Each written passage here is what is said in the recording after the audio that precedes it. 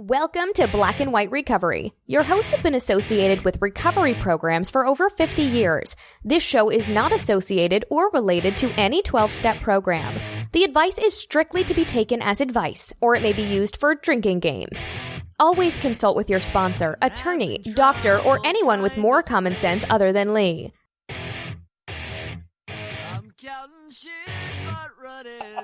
Hi, everybody. Welcome to Black and White Recovery.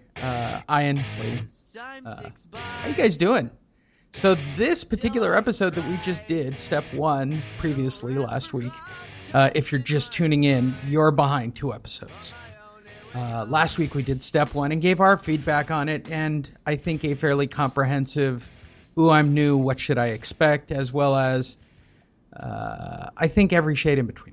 This week is, of course, step 2, and we'll get to that momentarily, but let's get to the feedback. How you doing, Ian?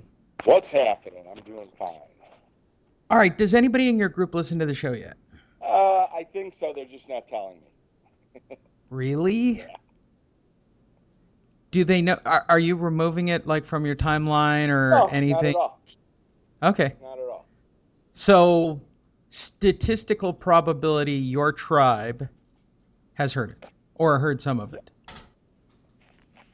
And are they treating you any differently? No. Well, that's good. Yeah. So your desire to still have pancakes and French toast and breakfast at 2 a.m. And the crazy people that run around with you are still doing that with you. Excellent. Yes. I'm kind of stalling to check our email box, but let's start with online. So we had feedback from the first episode, and it was very interesting.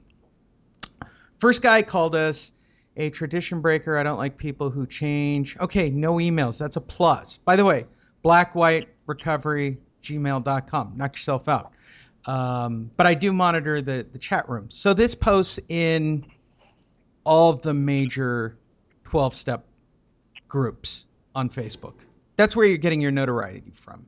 So you have a background, Ian? Yeah, I don't even know the links.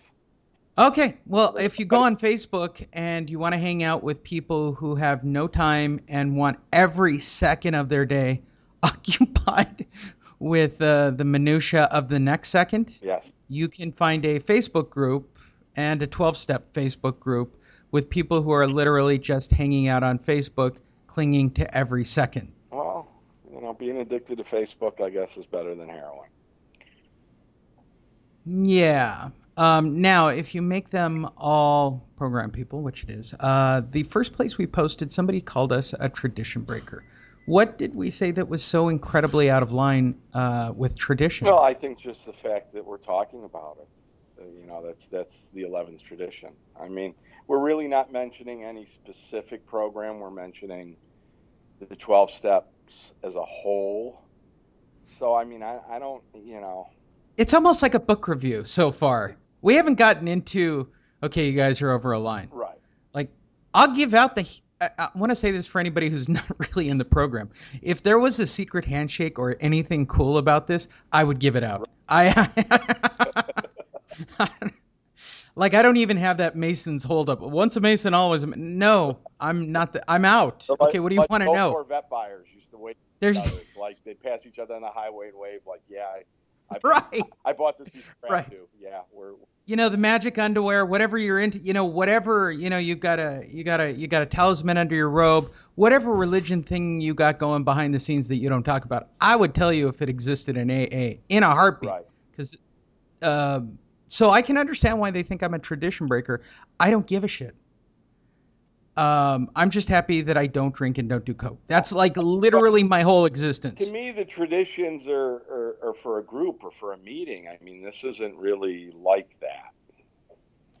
Well, if somebody else hadn't done the first broadcast about talking about this, then we would be okay with it. Technically, since we are not using our full names, yeah, you can look us up, and yeah, it's that easy. Yeah. No shit. Yeah. But we are broadcasting, quote unquote, on anonymic point of view, technically. And all we're doing is sharing. I would say we're sharing our experience straight up. Yeah, absolutely. Okay. So the first was really negative, and he wrote, and I couldn't listen to another second of these, My response was write about it and tell your sponsor. I actually wrote that on the You timeline. should probably listen to some Joe and Charlie tapes. Certainly. By the way, it would make great podcasts. Yes. Yes. Too bad they're not around to do it. They left it tough. They would have. They would have. Absolutely. I'm surprised. None of the bigger hitters have. They have, but not really. Okay, so that takes us to the positive reviews. And positively, people liked it because we were just talking honestly.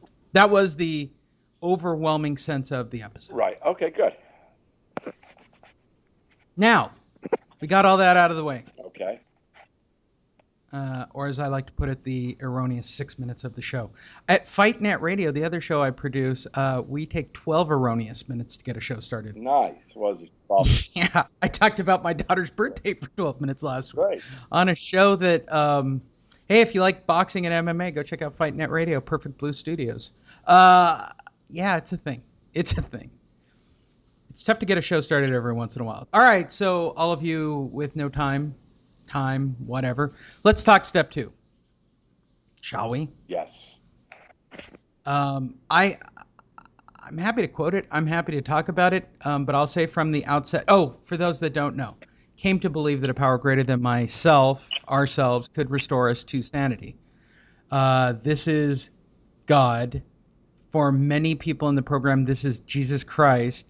This is really super sketchy ground, so I'll get it way out of the way right now. I'm an atheist. I just am. Do I think that there is a divine order to the universe? Yes. I'm not going to call him God. I'm not going to call him Jesus Christ. I'm not going to get into those catch-ups. Because if I didn't believe in that, there wouldn't be physics, the law of energy, and the law of attraction, and all that stuff wouldn't exist if there wasn't a divine order. I'll have that conversation. Okay? That's just based on pure science. Why do I have to call it God? And or, you know this because you're out there with God-loving, tattoo-wearing, shotgun-rolling Arizonaites. This is a real thing, right? This is Jesus Christ, or it isn't to be discussed. Well, the God that keeps me sober isn't Jesus Christ.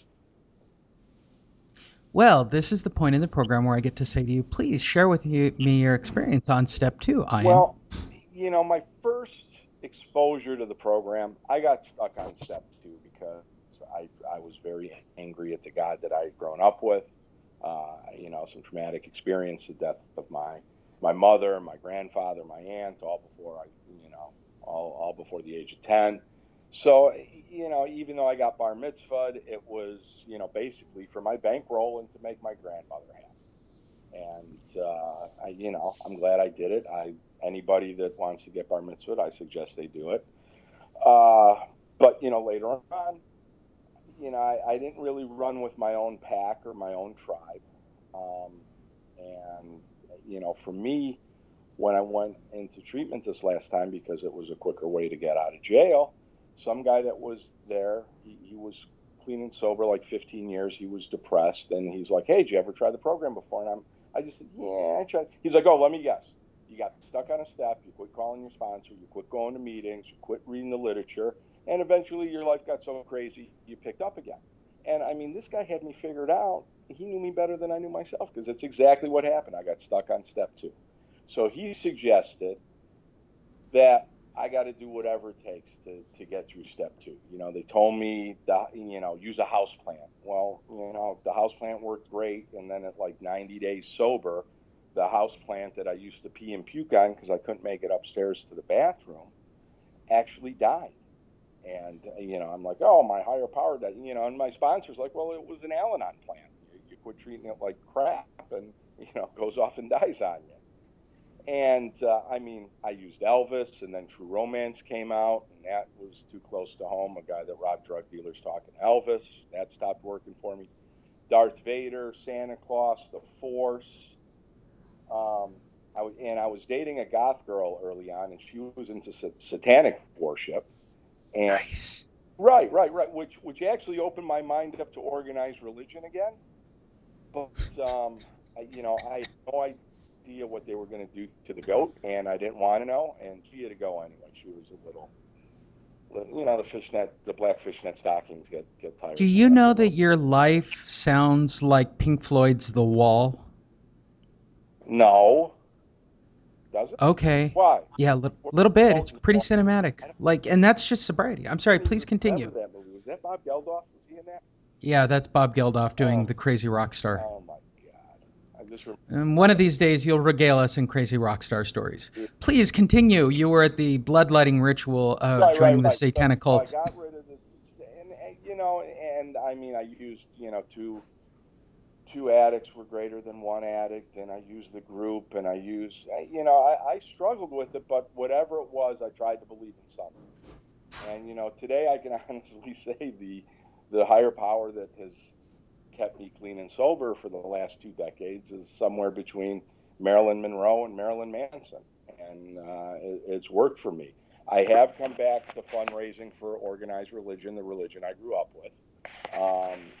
Do I go to temple every week? Absolutely not. Sometimes I don't even go on the high holidays because I'm stuck in traffic trying to get to my families in Tucson for holiday dinner. But, and I have different higher powers. I mean, money's a big higher power. Gets me out of bed, gets me going to work. Women, cars. I mean, if I could have sex with some cars, my life would be really simple. But it's not, and even clothes. I mean, I have some beautiful suits I used to worship. They do not fit anymore. I just had to donate them. But for me, you got to believe it. Like even you say you're an atheist, but you believe that the universe has a plan for life.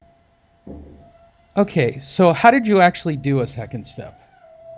Well, it's hard for me because the second part of the second step is, restored us to sanity. I never knew what sanity was. Life for me was very chaotic and insane as a youngster, as a teenager, and definitely through my 20s. So it was hard to know what to expect. But I did come to believe, and I came to believe that the program was going to make my life better, because it couldn't get any worse at the time. I mean, when I got sober, I didn't want to live anymore. And I was out of answers and out of angles, which, gave me, they call it the gift of desperation. It also gave me, the willingness to be teachable and to try new things. Fake it till you make it. Maybe that's what it was. I mean, to me, the second and third step is kind of one motion. Something's going to make your life better, and all the stuff that's not good right now is going to be okay, or it should be the way it should be. So what you're saying is the greatest attribute for step 2 is learning it is what it is. Yeah. My phone's blowing up today. Yes, you're very popular. All right, let's try again. Yeah. Because I remember the question. So you're saying the most important attribute of step 2 is learning it is what it is.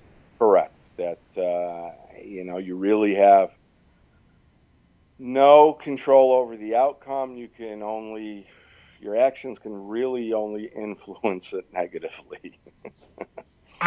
Okay, so that is ultimately the groundwork point. I'm sounding way too programmy in this episode, but right. That's the groundwork for keeping my side of the street clean, which leads you into step 4 ultimately. 2 and 3 are right. Recognizing my part in it. But, 2 is just, it's all about faith. So I have to have faith that the world is going on without my control, which leads me to about step 4, which converts me into I'm keeping my side of the street clean from here on out. Well, it's looking back at finding out what makes me tick, why I behave the way I do. Okay. And also identifying some fears, and hopefully that those fears dissipate, because you now have this newfound higher power that will give you faith that the fears will go away. Faith and fear are exact opposites. It's half full or half empty. I get that, but you and I have been to meetings, and I don't want to get off on a rant here because it's technically bad for my business to have a religious point of view. But